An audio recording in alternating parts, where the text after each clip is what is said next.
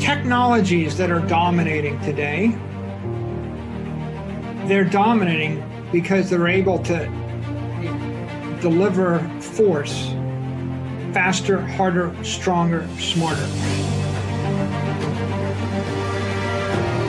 So if we ask the question, what is money? Money is the highest form of energy that human beings can channel.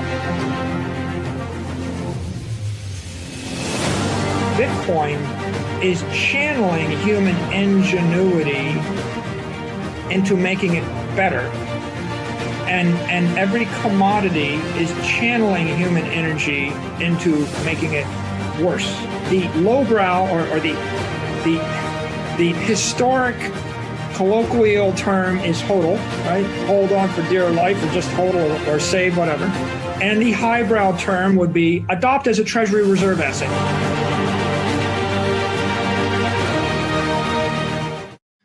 Hey guys, so as you learned by watching the What is Money show, Bitcoin is the single most important asset you can own in the world today. And so this begs the question, which I'm often asked, how does one build their Bitcoin position?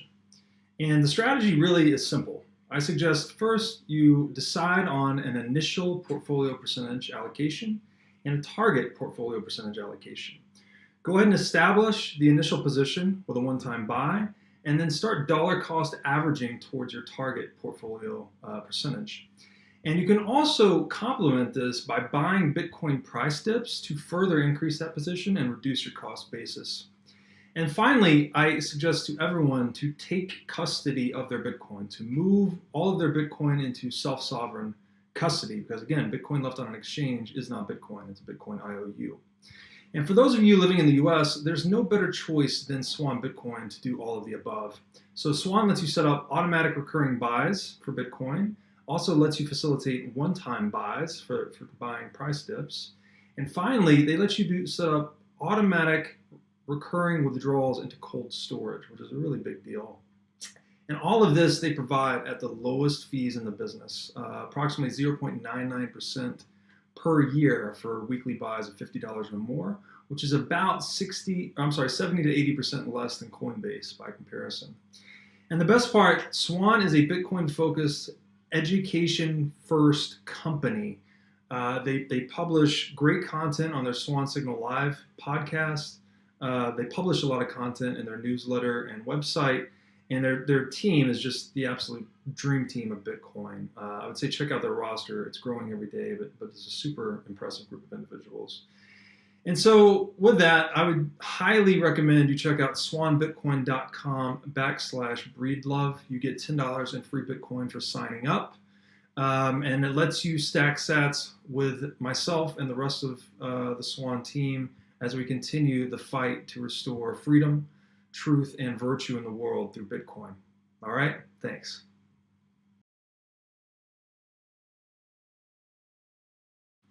Hey guys, welcome back to episode 3 of the What is Money show here in the Saylor Series.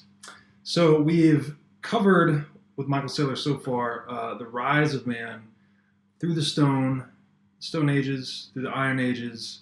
We went into the Dark Ages. We saw how mankind can have a misstep that causes him to regress 1,000 years, and up into the Steel and Industrial Age. And today, we're going to go even further into the future. And the arc of all this is we're seeing how mankind does take these evolutionary steps forward in terms of both his morality and the tools that he conducts his life with. And we see, as Michael says, that natural selection through this process helps mankind become smarter, faster, stronger. And we're coming to see that actually the defensive attributes of technology tend to be more important than offensive attributes over time.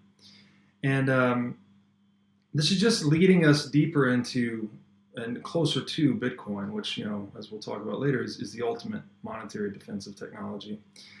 And in that sense, humans, the reason we're able to progress in this way, and the reason we're different than any other animal, is because we are actually capable of harnessing and channeling energy across these field lines of our intellect. So we can form these abstract concepts and ideas, and then actually energize them by harnessing energy in the natural world.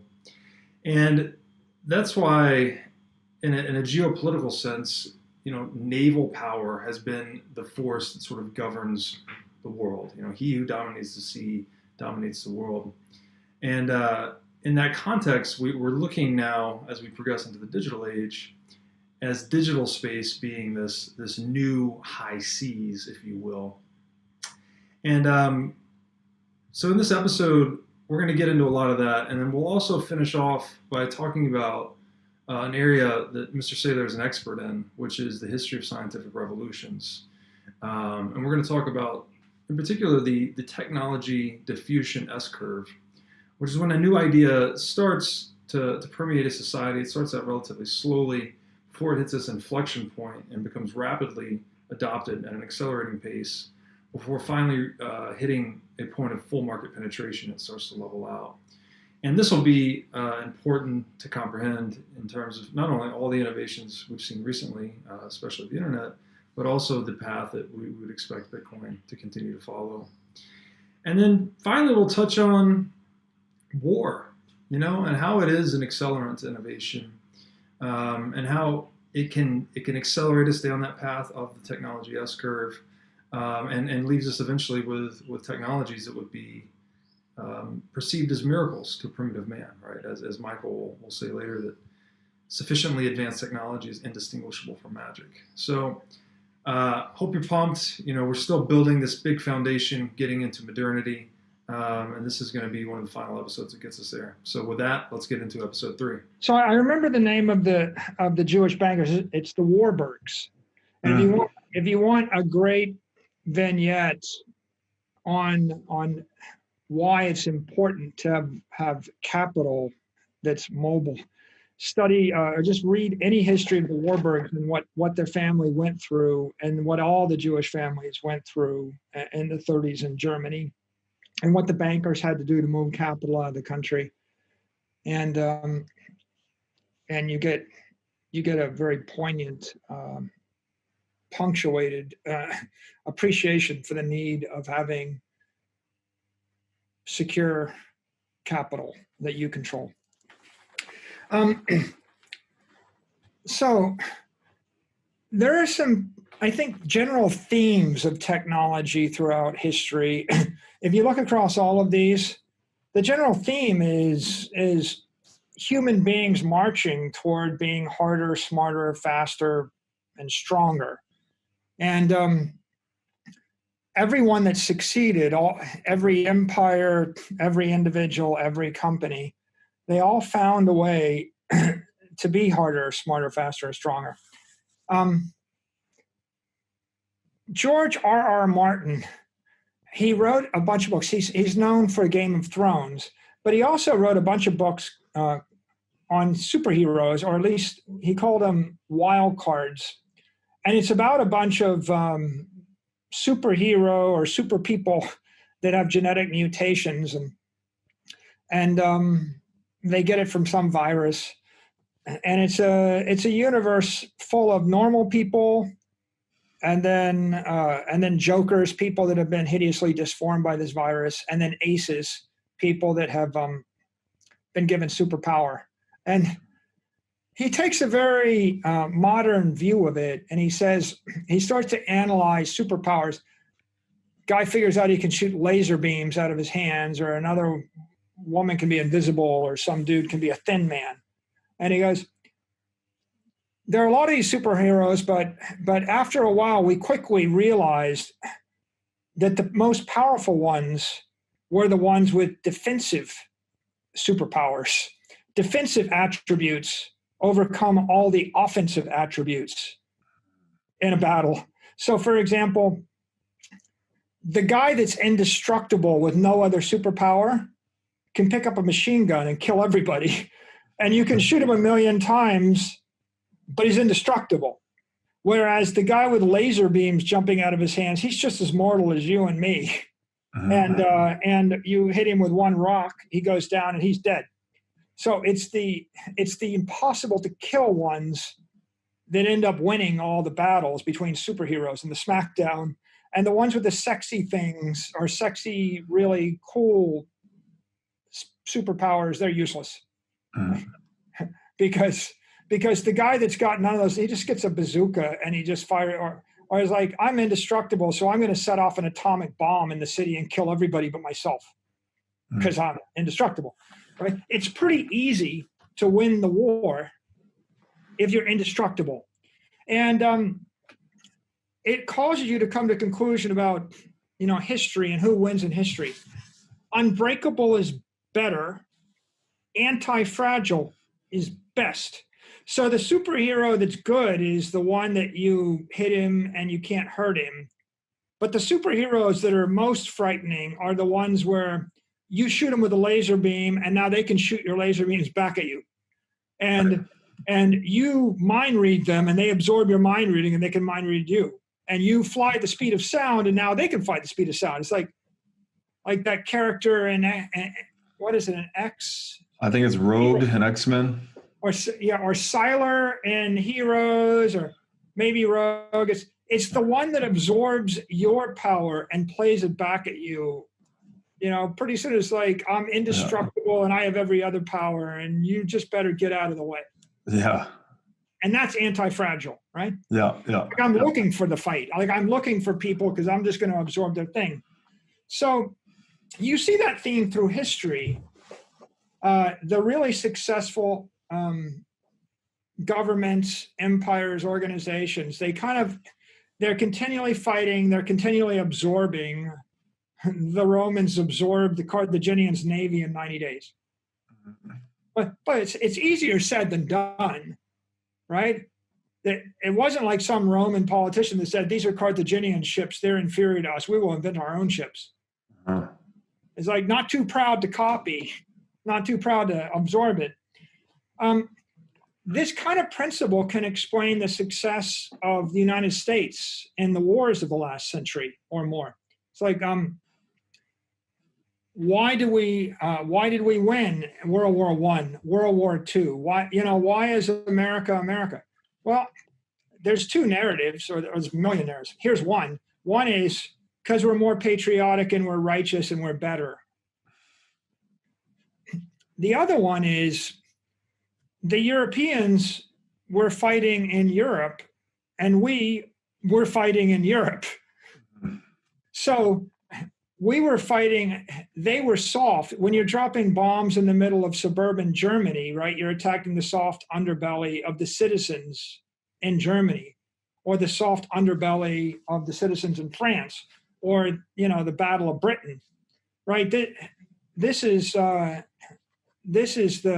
citizen population being ravaged by a war, and that destroyed their economies, right? Destroyed their cultures, right? Same happened in Russia, same happened in Italy, and it's happened in China. The Chinese fought a war in China soil. The Japanese fought, sort of a portion of a war, right, on their own soil with atomic warheads. On the other hand, the U.S. hadn't fought a war on U.S. soil since 1865. Okay, so who's harder, right? Back to this missile idea, right? If you can throw a missile 3,000 miles and your enemy can throw a missile back 300 miles at you, it's pretty simple. I have a rifle, you have a pistol. I stand back 1,000 feet. Your pistol's good for 200 feet. I take 100 shots. Eventually one hits. You're a perfect shot. Doesn't matter. Yeah. Right. Longer arms. So this idea, right? Are you unbreakable, or what is, back to terrain? What is the terrain? The geography determines a lot of things. If you take a modern ship, if you take a modern yacht built in the year 2020 with every piece of modern equipment on it, now try to sail it to Afghanistan. You probably won't get there. Something will probably break. Try to sail it try to sail it to Rome without stopping in a port along the way. You probably won't make it. Robert, nobody does. Like they all stop and hide somewhere. It's really hard to move stuff over the ocean thousands of miles. It's really hard. Now, why don't you try to sail an armada of 1,000 ships, 3,000 miles in order to invade America? Right. Germans couldn't sail 13 miles, across the Straits of Dover. Right. The Japanese couldn't cross from Japan to China during the kamikaze, and that's not very far. It's really hard. It's only one guy that ever pulled it off, William the Conqueror in 1066. Nobody else managed to cross 13 miles. That's your hydraulic moat. It's really hard. It explains the culture of the UK. It explains the culture of the United States. It explains a lot of other cultures. It explains the balance of power. I think if you just say, here's someone that you couldn't kill, who could kill you? I had the option to fight on your turf, but you did never have the option to fight on my turf. Now, that in and of its way is the reason that security is so incredibly important to the Bitcoin network. What is important is that it not break. Not that it doesn't. If I'm indestructible, I don't have to be the fastest, the shiniest, the whatever, anything. I just have to be indestructible. If I'm indestructible, what?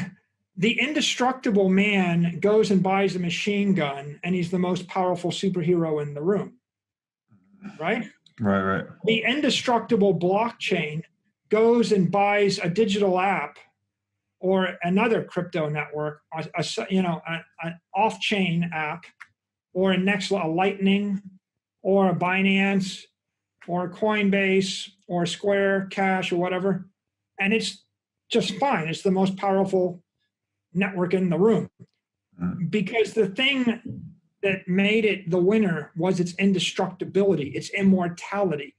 Right. Not the fact that it could shoot laser beams from its fingers, or it was beautiful, or it could fly with pretty wings, or it was invisible, right? All of these other things, like privacy, transaction, all these other things, they're features and they're interesting, but they pale compared to the characteristic of immortality. Right. But being indestructible in the here and now, pretty useful superhero power. Being indestructible and never aging, double useful superpower. And as for the rest, if you're an open software protocol, someone's going to code an extension to your protocol to give you every other cool power anybody wants. Right. I can find a way to construct every other superpower by hook or crook, and that makes me anti-fragile, and now I'm like the frightening, impossible to stop superhero. That's great analogy. Calls to mind that old saying that if you wait long enough by the river, you can see the bodies of your enemies float by. It's like, because Bitcoin is unchangeable and it's just a rock solid, absolute scarce quantity of 21 million. And that is the primary property and money that matters, right? I love the analogy you gave too of when someone asks you about the EPS of your company, they only care about the fully diluted cap table, right? Who gives a shit if you've got 18 outstanding, whatever, just tell me the fully diluted number. And that's what Bitcoin is, right? It's like, it doesn't matter if there's only 3 million have been lost or 18 million and a half mined so far and 3.5 to go. It's all that really matters is that fully diluted figure of 21 million, and that the scarcity cannot be compromised. And then it has enough anti-fragility on top of that to absorb other market proven features. That's all you want in money, right? Yeah, the mining rate, it's like a secondary particular effect that happens in the first few years of its evolution, but exponentially becomes irrelevant. It's a second order Mm-hmm. driver. The first order drivers, are the hardness, infinitely hard, and then adoption and utility and inflation in the fiat reference frame that it's operating in. A couple more points that are worth making on technology and human history. Humans triumph throughout history by channeling energy. Right? That all of these things come down to, how did I channel energy? So Navy power, right? The British Navy ruled the sea. The Phoenicians, the Venetians, the Greeks, the Romans. The Americans today control the seas via their aircraft carriers and by naval power. And naval power is just bringing overwhelming force to bear faster, stronger force that's faster, that's harder than any other force anywhere on Earth. I park in an aircraft carrier somewhere, and death reigns from above. And so we've seen all empires are driven by that naval power. In time, we invented airplanes, and then air power became the thing, right? And air power is all, again, about death from above, right? The most powerful Navy idea is airplanes flying off an aircraft carrier. First, it was the battleship. I show up in your harbor and I blast everything. Then it became air power.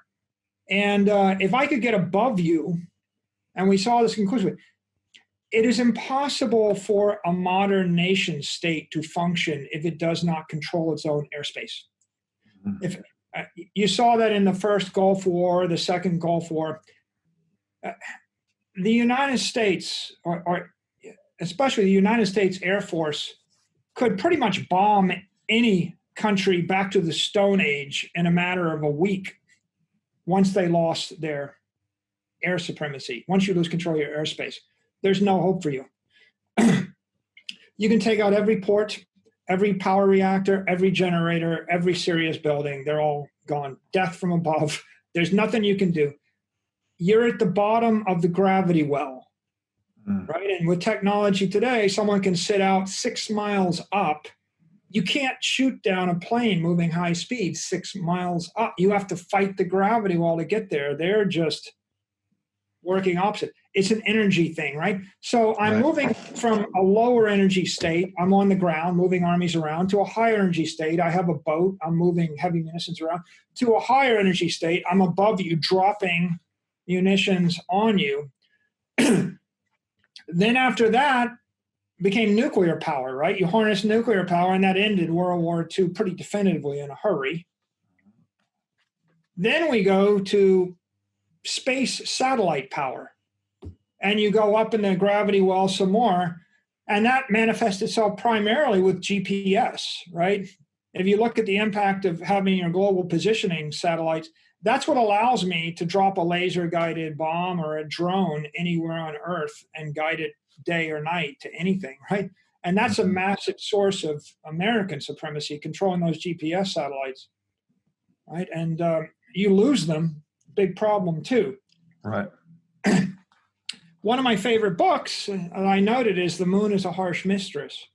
And in it, Robert Heinlein, he writes about a bunch of loonies, basically libertarians that live on the moon, that believe in making their own way. And their motto is, there ain't no such thing as a free lunch, abbreviated to Tannstaffel.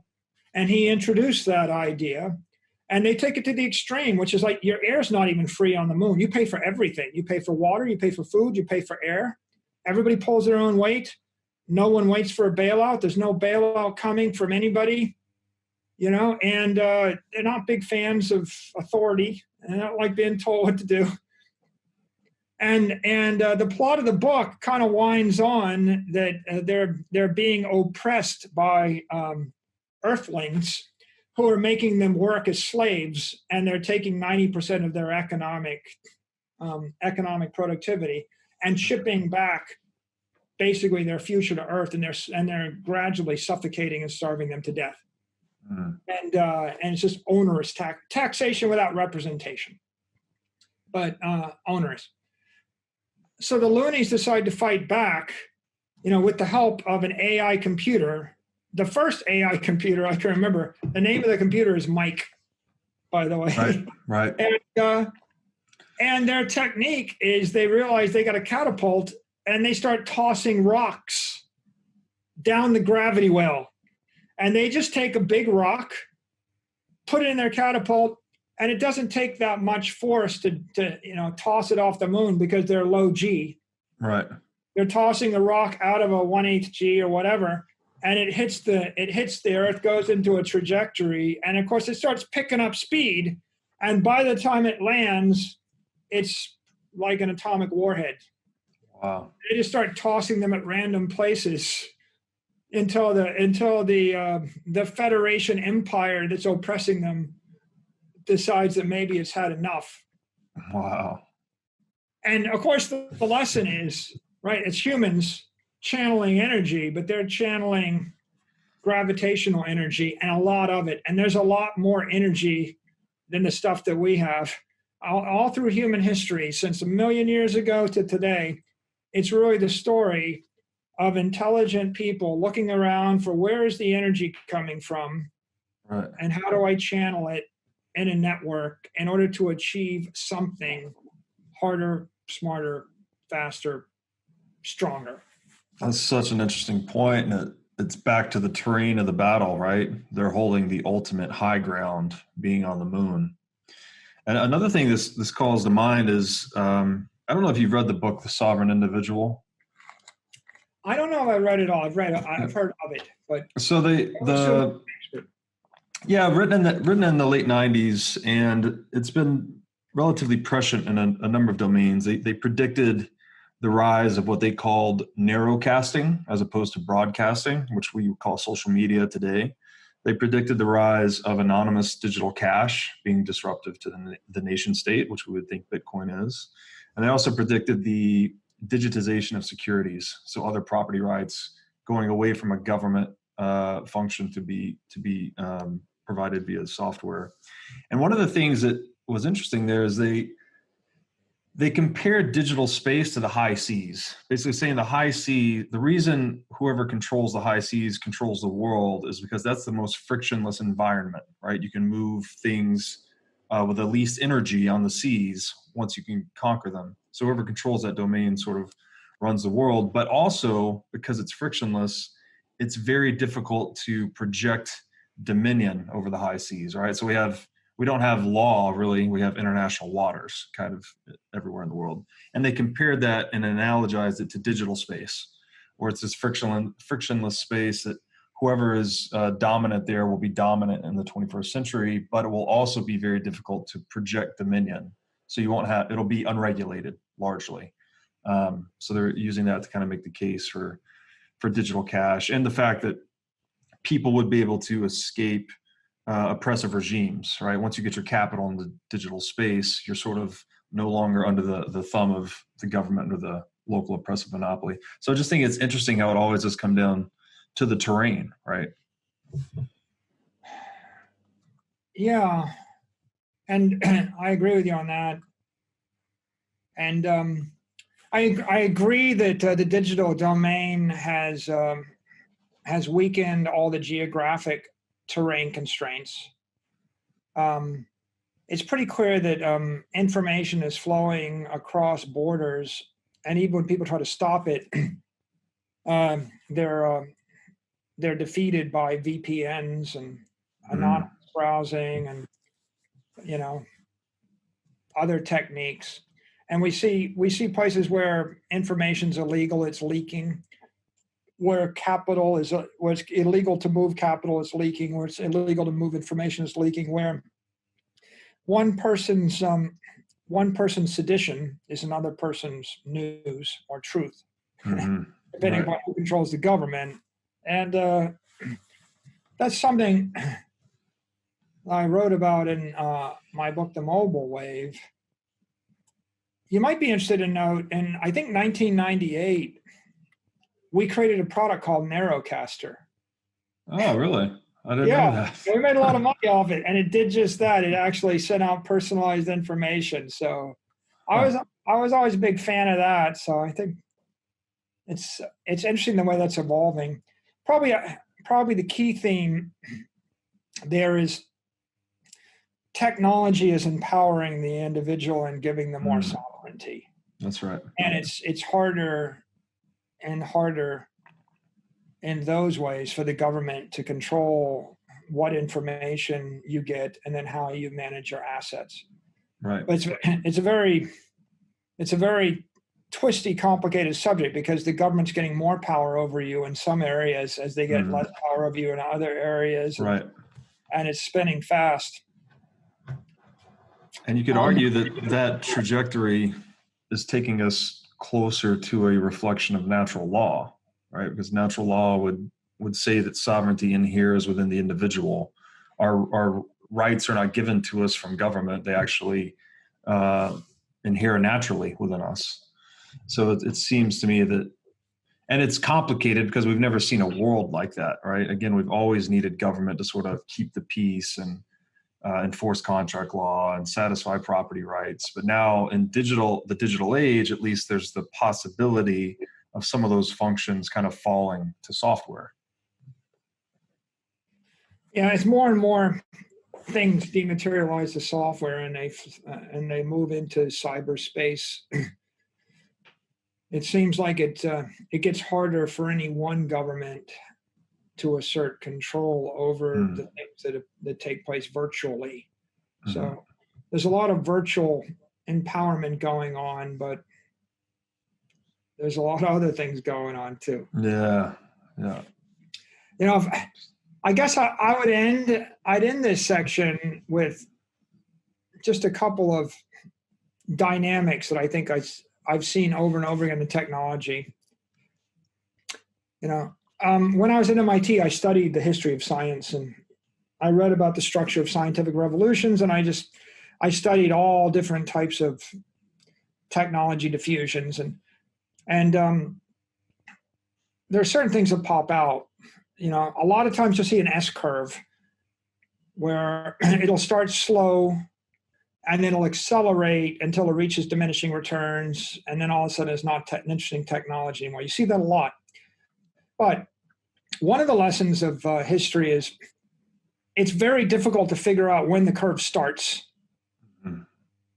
And it's hard to stop it once it starts, but it's a lot easier to invest in it and to forecast it once it starts.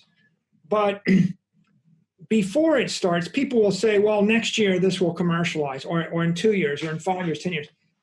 You could be off by 2 years. You could be off by 100 years. Like, you remember Google Glass? Yeah. How big that was going to be, and how that was a lead balloon, and how many years is it after Google Glass, and it's still not going to happen next year either. Technology fails until it succeeds. That's another trend, another theme. So you see over and over again, people pick a technology and say, it'll never work, it'll never work, it'll never work. In the year 1902, before the Wright brothers flew that next year, if you'd asked the most learned people on earth, they would have given you 100 reasons why airplanes will never fly.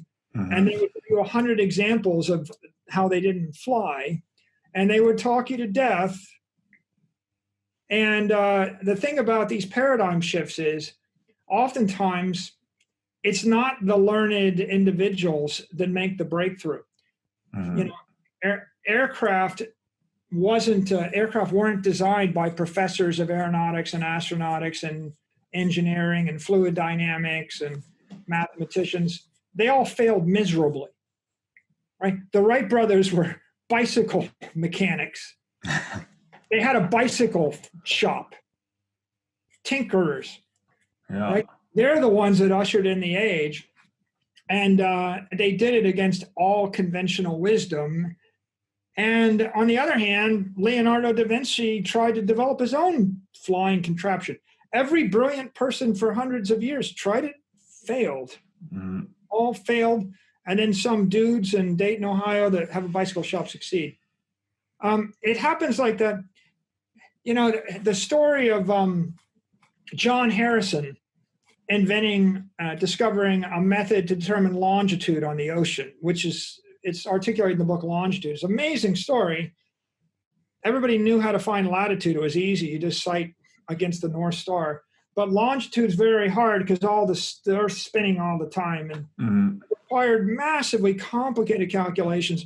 They gave it to the Newtonian professors at Cambridge and Oxford, the smartest mathematicians in the world, the smartest astronomers in the world. No one could figure it out.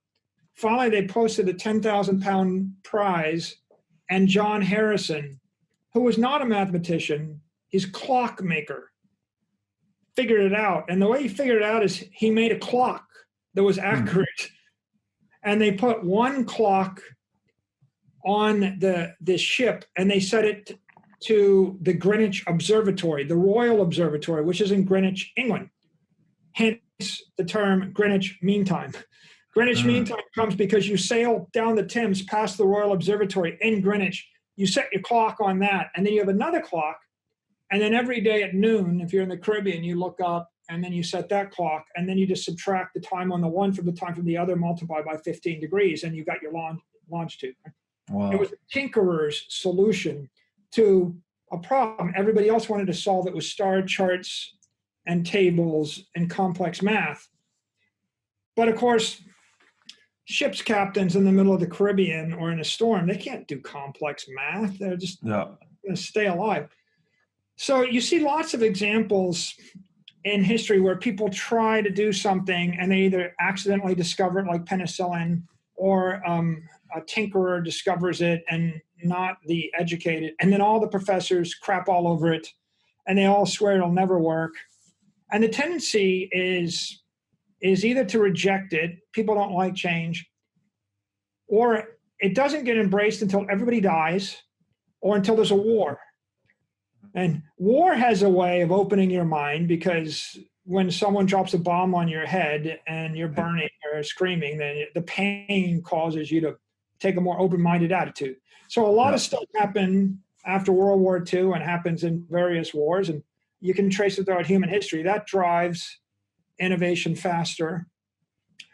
You know, generational change will drive it faster. People keep trying it, and then just because it's failed 1,000 times doesn't mean it won't succeed. But when it does succeed, then it's probably unstoppable for a while. And hence, you know, you just get to this phrase, which is kind of punctuation for modern technology. Arthur C. Clarke writes, any sufficiently advanced technology is indistinguishable from magic. And it was a great quote. It's a quote that I put on the back of my prospectus when my company came public in '98. I believed it then. We have thousands and thousands of examples of magic things in our lives today, literally magic things that are just technical things. It's always been that way. And to a primitive man, right, a rifle looks magical, or an airplane. And now we're starting to deal with some software technologies and digital technologies that don't just look magical to a primitive man. They're going to look magical to a modern man. Right. Because they just really are getting pretty magical.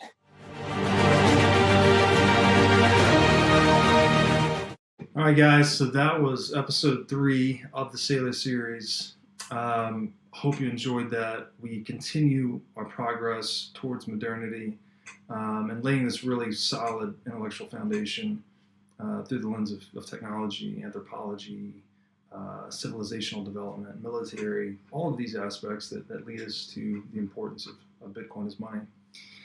And as I said in the intro, I like to think of this whole arc as an evolutionary process, right?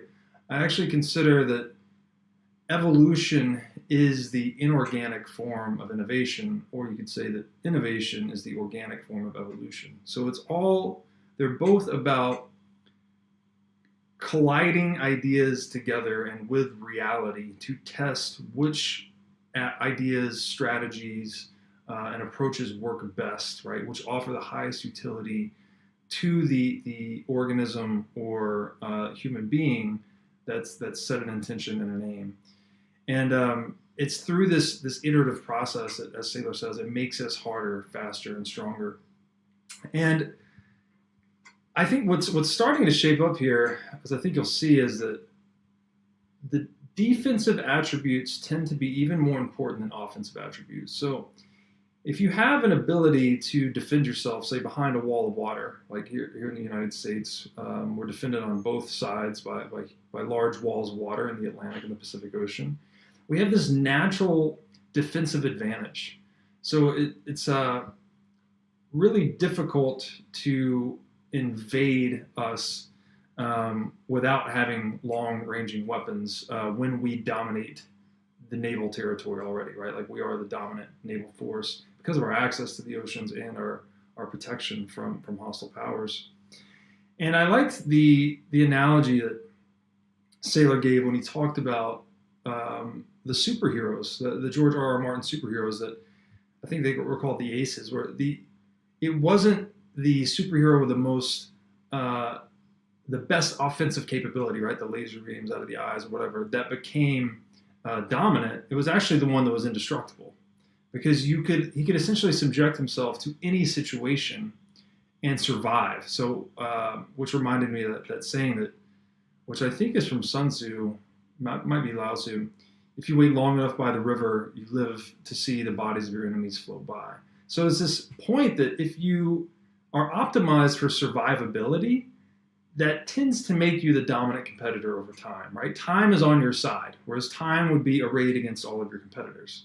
And as time being the ultimate judge of all things, it really is it's probably the defining feature or the defining competitive competency you could have, is just really high resiliency or robustness, or ideally even anti-fragility, where you're actually improving from the hostility you face in the world and advancing through adversity. So I thought that was interesting, and clearly plays really well into the Bitcoin narrative. And we were looking at, again, how the terrain had shaped battles throughout history, and why America fighting in Europe in, say, World War II was much different than war taking place on American soil. As in, we were fighting and attacking the soft underbelly, as Saylor called it, but we weren't exposed to that same level of attack ourselves, with a small exception of Pearl Harbor. And that's why the nation that controls the sea controls the world, because that is the terrain that it's the hardest to project power and dominion across. So whoever is dominant there just runs things. You can move energy around the world much more quickly and bring force to bear much more quickly anywhere in the world. And so when you look at Bitcoin through that lens, it's like it's already the longest and most rigid chain. So it has already become dominant. It is, if you look at digital space and compare it to the ocean, Bitcoin has dominated digital space for monetary networks, right? It's impossible to compete with it as money, because it's already perfected all the properties that make money, and it's done so in this terrain, this digital terrain that everyone, all other competitors would be competing for, it's very low friction, right? Very low friction domain, so you can move things at the speed of light in the digital space. And you can defend things with cryptography at very low costs, right? You can basically erect these impenetrable walls of encrypted energy at relatively low cost. So Bitcoin has optimized for that. It gives us a way to store the vital life energy that is money behind a wall that basically cannot be breached. And that I like that military analogy, pointing to it as a very fundamental breakthrough. And the other thing there, we didn't talk about this in the episode, but that I think about is it sort of balances this anti-fragility or robustness with also a degree of adaptivity. So even though Bitcoin is the longest chain, the most rigid, it has these unbendable rules that favor its holders, it also still maintains this ability to adopt new features that are beneficial to it. And one of my favorite authors and good friend, Brandon Quittem, he's written about this. This is called, in the mycelial space, it's called horizontal gene transfer. So in a mycelium, which is the underground informational network of a fungus, like a mushroom, when it encounters a threat in the environment, it can actually code new enzymes and proteins and defense mechanisms against that threat at one particular spot, right? And these mycelial mats can be, hundreds of square miles in size. But if it encounters a threat and creates a formula to neutralize it, and even any one spot of that mycelial mat, it can incorporate those lessons into the entire organism. So it's actually learning from interaction with its competitors at the edges, but then incorporating all of its lessons into the entire organism, which is something that Bitcoin's capable of doing. So that's kind of a tangent, but pretty interesting stuff in regards to Bitcoin. And then, as we said earlier, it's what distinguishes us as human is that we have this unique ability. I think as Saylor described it earlier, we're the only animal that plays with fire, right? So we have this special ability to mold our behavior in a way that allows us to harness energy, and then we can channel it. We can create these abstractions of thought and speech in the ideological space, and then we can use that energy to energize these formulas that we've created. And that's what makes us human, right? That's what we do when you look at anything. You look at a table or a house or a computer, all of these things began as ideas that we've then funneled energy into, right? We've harnessed energy in the natural world, whether it's hydrocarbons or fire, which is kind of the Stone Age energy network, solar radiation, whatever it may be. And we channel that energy into the manifestation of these ideas. And that's what helps us become more productive and enjoy a higher quality of life over time. So it's such a radical new way to look at humanity, and really makes you appreciate being human. And I think too, we're talking about the naval power and how that's shaped us throughout history. It's the naval power. Naval power was the predominant aspect of what determined which nation is in geopolitical control. But what I think, and I got this from a book I read called The Next 100 Years, that predicted in the 21st century, it would actually no longer be control of the seas that mattered so much, but it would become to be control of space. And you see that somewhat in U.S. military dominance today, in that we control the seas actually with our aircraft carriers, which essentially means we can control the airspace of nations. So again, back to fighting the battle on the terrain that favors you most, by going into the sky, right? We're able to get into, again, this very frictionless space of air, but we're also able to take advantage of the gravity well that is the planet. So we can drop bombs that, at a very low cost. For a plane to release a bomb is essentially no cost once it's up there, but it brings this gigantic force to bear on its terrestrial targets. And that's why, it's in that sense we can consider air power today being this extension of naval power, as it has the highest optionality, right? It has the most degrees of freedom, both offensively and defensively, right? It's really hard to shoot down one of these aircrafts moving at supersonic speed, which gives it a lot of defensive capability, but it also can bring a lot of force to bear on you really quickly by dropping bombs or shooting missiles. And all of this is facilitated by control of that frictionless space in the sea, which is the aircraft carrier, which itself is really hard to attack because it's thousands of miles out to sea, right? It's just flying these planes in. So that's why the aircraft carrier today is the dominant military technology. But I think as we get further into the 21st century, that if you go even another layer higher, say into low Earth orbit, you can get into a territory that's has even more offensive and defensive optionality, and is even, it's just way harder to attack. Like, it's literally in orbit. So, and the book I referred to, The Next 100 Years, I think they were called ion cannons. So the thought was whichever country came to get these ion cannons into orbit first would have a power that's even superordinate to what we consider aircraft carriers to be today.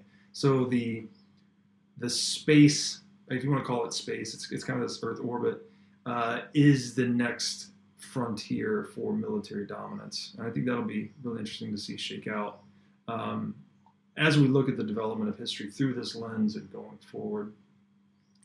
And Saylor, on that, he brought up that book, The Moon is a Harsh Mistress, that really brought this point home for me, because there were these rebels on the moon, right? And they were tired of being tyrannized by Earthlings. So they basically took advantage of their ultimate high ground and just started throwing rocks at Earth, right? And because it was at the bottom of that gravity well, the Earthlings were forced to capitulate eventually and give in to their demands. So it just keeps going back to this principle of holding the high ground or holding the best terrain in any confrontation. And like the moon, digital space, it is the ultimate high ground.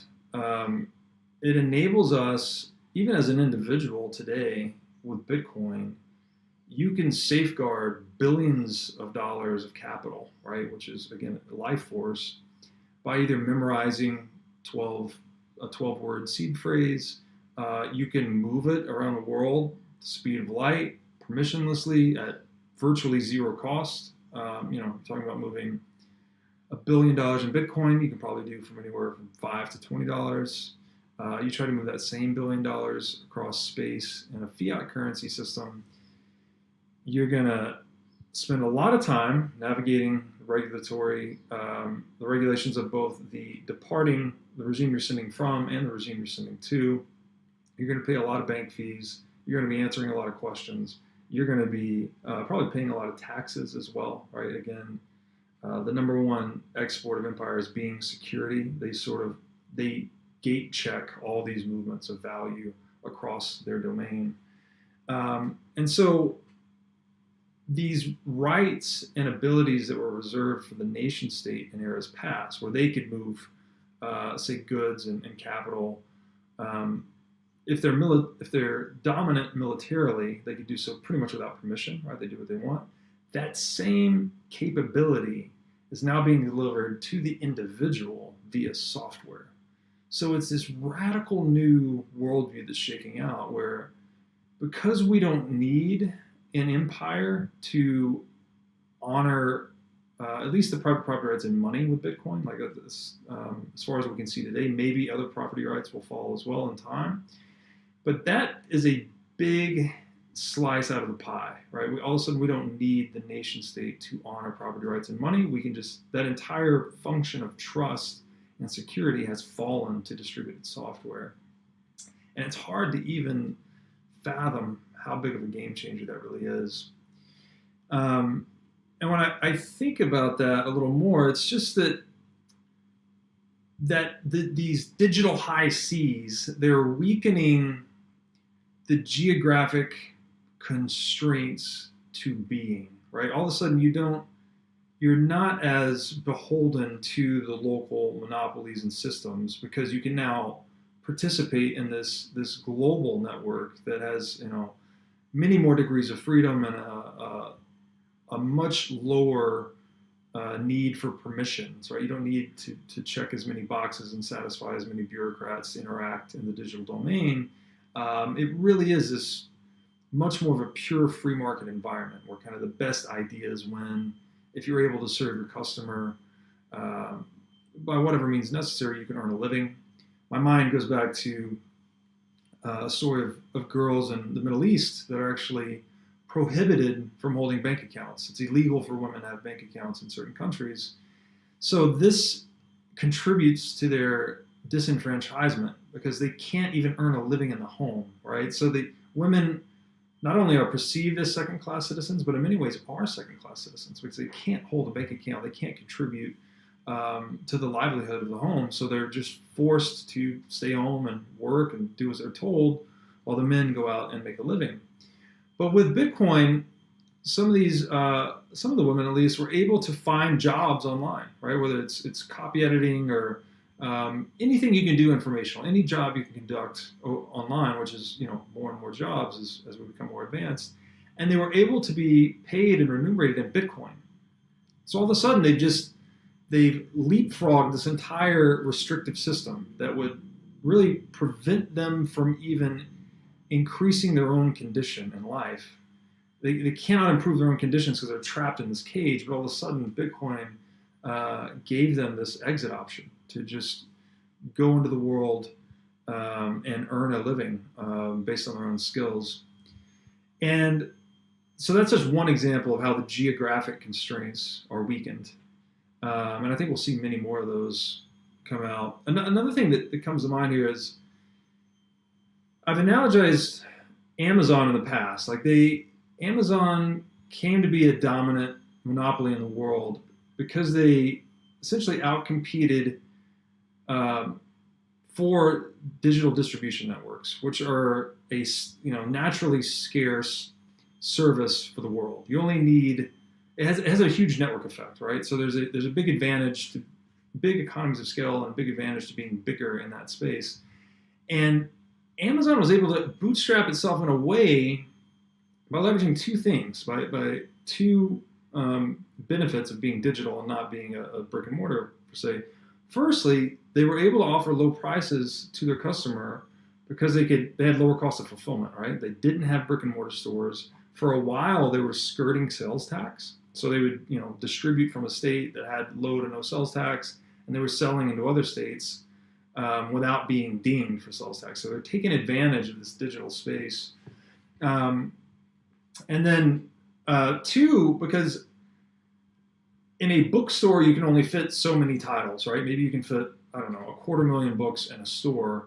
But the advantage to being online in an online store is that you have literally limitless selection, right? Anything that's available on Earth, you can sell on your store. So I think that's one of the reasons Bezos zeroed in on books. Amazon started out as an online bookstore, is because that is a product where that advantage is super favorable, right? There are millions of books written, right? The selection is just endless. They're a totally non-fungible thing, right? Every book is different.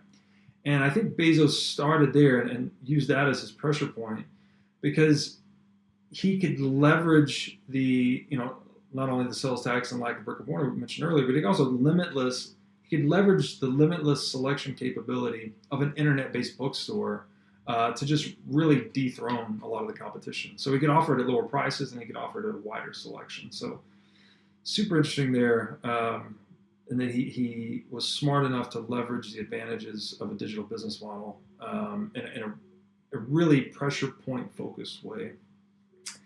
And when I look at tech and Bitcoin through that lens, I see, and Saylor alluded to this as well, is that the overall trend is that distributed software and encryption is very empowering to the individual.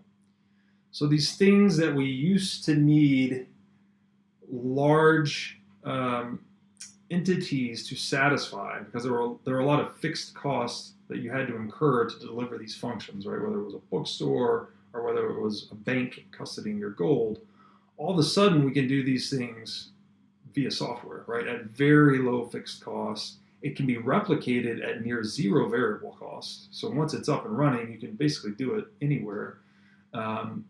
Net of the actual distribution fee, the physical distribution fees, assuming there are some, right? If it's software, there's basically no distribution fee either. That's what the Apple App Store is. And so it's interesting to see how that I'm thinking about this a lot. It's like, so, okay, we needed empires and large entities in the past to provide security, to create this intersubjective fabric of trust in the world so we could interoperate. But now a lot of these human-based, politicized or politicizable institutions are now going into trust minimized software, where it's like, here are the rules, you can't bend them or break them. And Bitcoin is just the greatest expression of that, right? It's Amazon and things like that still have a political dimension because they're traditional organizations, right? They're centrally owned and controlled. But something like Bitcoin is just a pure instance of that. It's just pure, unbendable, unbreakable rules that help you channel energy across time and space and satisfy wants more efficiently. So I think too that, and this gets a bit into the sovereign individual thesis, and we didn't touch on it a lot in the interview, but as people wake up to this truth, right, that we have this ultimate savings technology in cyberspace, or this non-state central bank, whatever you want to call it, it's a medium for permissionlessly storing your wealth in a way that no one can compromise, and you don't need any government to even acknowledge it or honor the property rights you have in Bitcoin. It's just, we've converted property rights to information, right? Owning is now knowing.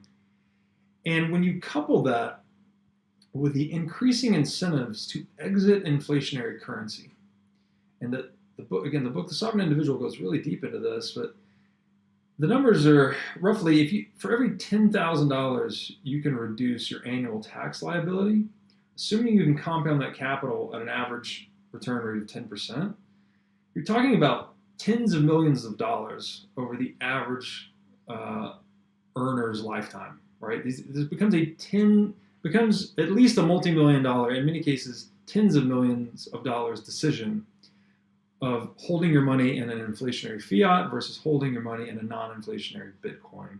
So I think as the market wakes up to this and really starts to do the calculus, I think you're just going to see this overwhelming demand for security from distributed tech, especially for your money as in Bitcoin. And it's just going to pull demand out of these anachronistic security models like the nation state and banks and all these other politicized institutions. And, wow, that's just a lot to think about. It's hard to even fathom where that goes. Sovereign individual, the next, they predicted social media, they predicted Bitcoin. Another thing they predicted was the actual digitization of security. So other property rights being eaten by software. And my general thought there is that the government's not going to let go of any of this willingly, right? It's not like a government would have ever acknowledged and accepted Bitcoin. Bitcoin just grew up in the wild, somewhat flying under the radar long enough to establish itself as something that's really difficult to take down now. Today I think we're at $350 billion market cap for Bitcoin, so it's a really entrenched monetary network at this point, and it's exhibited a lot of anti-fragility.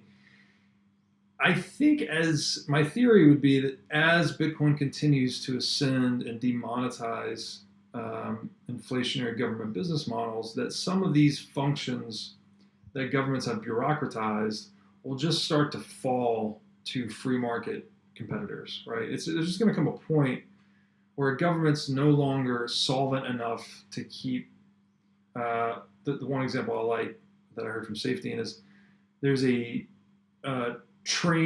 national train agency in Lebanon, I think it was, right? And he made the point that there hasn't been a there hasn't been a track of railroad in Lebanon for 50 years. I might have the country wrong or the years wrong, but it's that old saying that there's nothing more permanent than a temporary government solution, right? So we have all these layers of unnecessary bureaucratic buildup across the world and all the countries, because they're not accountable to their P&L, right? There's no free market competition keeping them honest, so they get away with these asinine models where they have a train committee but no trains, for instance.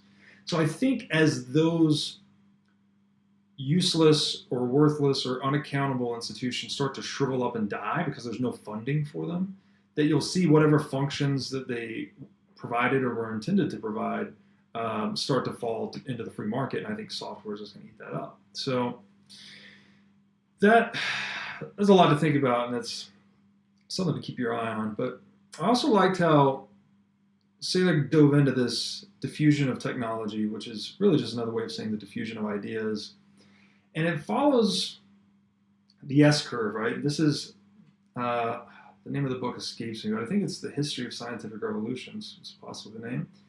And it talks about this S curve where there's a beginning, or there's kind of innovators that adopt it first, and then it hits an inflection point of, say, around 13.5% market penetration, and the innovation becomes started being adopted at a super accelerated rate. So the curve just goes vertical for a while until it hits, it's suffused and saturated the market sufficiently to where it starts to level off, and you have the laggards sort of adopting it late. And when we look at Bitcoin through that lens, we're very early on the flat part of the curve. We're far below 13.5% total adoption. We're probably more in the range of 1% to 3% as we sit here in late 2020. And Saylor just makes this great point that those curves are impossible to predict. You never know when it's going to work. The idea can exist for hundreds of years before it ever gets commercialized, right? If we think back to the Native Americans that had the pottery wheel but never figured out to turn it on its side and use it as a wagon wheel, right? The idea was there, but no one had harnessed it, commercialized it. But his point is that once it does become commercialized and it hits a certain critical mass, that it's very clear to see that you can invest in it now, like almost right before it hits that vertical point, and reap just huge gains as the rest of the world wakes up to the importance of the innovation, the utility of the innovation. And I thought that was great. And the other thing in his book, The Virtual Wave, which I read preparing for this, he laid out in 2010 saying, Facebook, Apple, Amazon, Netflix, Google, buy these, hold, they're going to eat everything. Don't diversify. Here's why. Going to network effects and all of this history of scientific revolutions and paradigm shifts. He saw that, right? And he's now proclaiming Bitcoin to be a similar pattern proliferation. Like it has reached this critical mass, right? We're north of 100 billion in market cap. The race has been won almost for digital money. And now it's just a question of how big does digital money become relative to everything else, relative to analog money. And, if you're keen to believe the advantages that digital tech has over analog tech, I mean, clearly I'm Bitcoin bull. I would say it eats all of it, right? It's just, it offers so much more utility to the users, and it's so much more energy efficient. It's as if you don't adopt it, you just get left behind. So there's this Darwinian propulsion to adopt the hardest money, and you can't get any harder than Bitcoin, right? It's 21 million fixed and forever. So, and then he brought up too that these things seem crazy at first. Like when the Wright brothers finally flew, had their first maiden voyage and figured out how to fly, he made the point that anyone you interviewed up until that time, you could interview the smartest people in the world, and they would tell you flat out it's not possible. Mankind will never fly. It just can't be done until it's done, right? Until a tinkerer figures it out in their garage. Which points to that it's the tinkerers, not the theoreticians, that bring about breakthrough, right? It's not like, I feel like some people think that there are geniuses sitting inside of Harvard writing a bunch of complex formulas that figure out, this practical mechanical innovation in the world. And that's just largely not the case.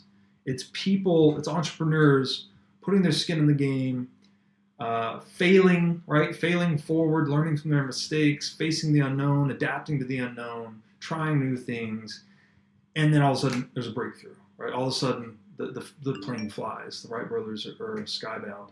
So that's what drives humanity forward, is this relentless impulse to tinker and play with things, not the intellectuals sitting in their ivory towers theorizing. And he brought up too that, John Harrison, the clockmaker, no one could figure out longitude, right? Like, it was easy to calculate latitude, but no one could figure out longitude. And how did they solve it?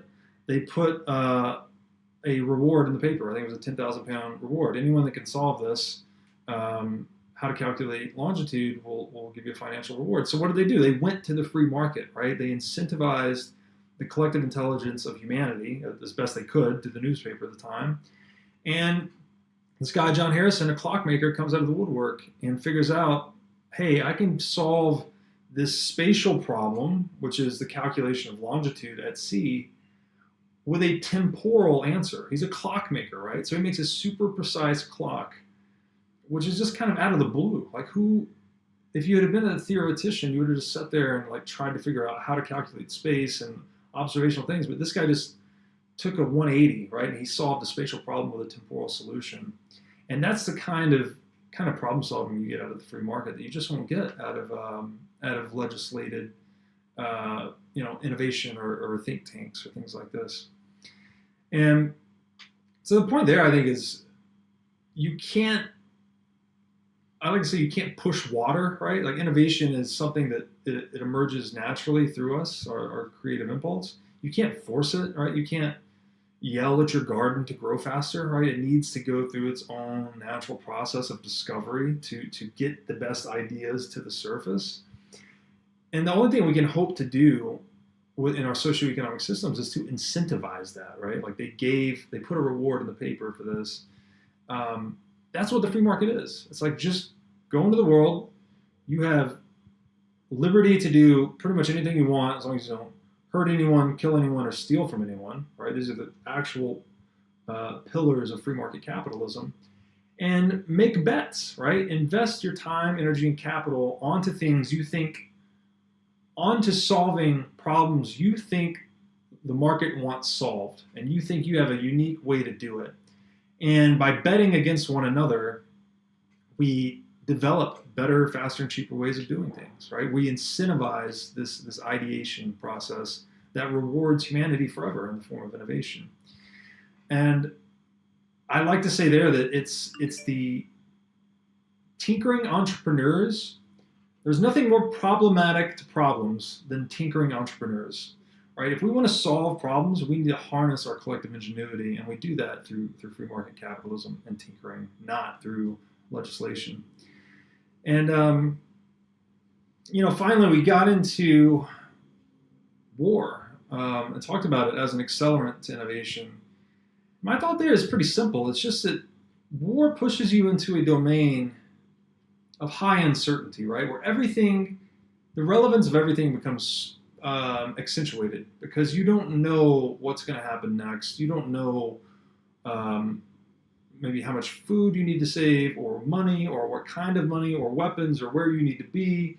Everything becomes much more relevant when you're in unexplored territory, so to speak. And that, they say necessity is the mother of invention. It's like, all of a sudden, you're pushed by your survival instinct to necessarily figure out all your now very relevant surroundings very quickly. So it accelerates that S-curve adoption, or accelerates these ideas that may have been idle for some time. All of a sudden, there's a big impetus to figure it out. And that's what's going on right now in 2020, right? We have a war on cash. We have a war on COVID. Everyone's strapped into seclusion. A lot of people are out of work. Inflation is right around the corner. So everyone's been pushed to figure things out. And I love that Saylor paints that picture of the war on COVID being an accelerant to Bitcoin and digital technologies more generally. And finally, I love this quote that he references from Arthur C. Clarke, that any sufficiently advanced technology is indistinguishable from magic. Like that, all these modern miracles that we take for granted, they're all generated by free markets. And if you pull the primitive man out of the Stone Age and brought him here into 2020, he would just be flabbergasted, right? Like, all this stuff looks like magic. This camera, this laptop. So I thought that was super interesting. And that's why Bitcoin is so misunderstood and considered, even the joke, right? Magic internet money. It's disparaged like that. But what I think it actually is that it is this radically more innovative and advanced technology that people are just trying to get their head around. And ultimately, in the long run, the great promise of it is to help us make even more magic in the free market, right? To create even more advanced technologies by eliminating the barriers to trade, right? Again, tinkerers operating freely in the open marketplace is where we discover all the new and useful things that make life easier and better. And we've honored that paradigm to some extent, like especially in Western civilization, but we've erected these artificial barriers to it with fiat currency and central banking and overly complex tax codes, convoluted laws. All these things are frictions to free trade. So Bitcoin, by defunding these inefficient institutions, it's eroding these barriers to free trade and therefore bolstering the innovation generated by free markets. So in that sense, I think Bitcoin, not only is it magic internet money, but it's going to make the world much more magical in the long run. So I hope you guys enjoyed that. That was episode 3 of Michael Saylor. We've probably got 10 episodes total, so we'll be back soon with the next one. Until then, take care.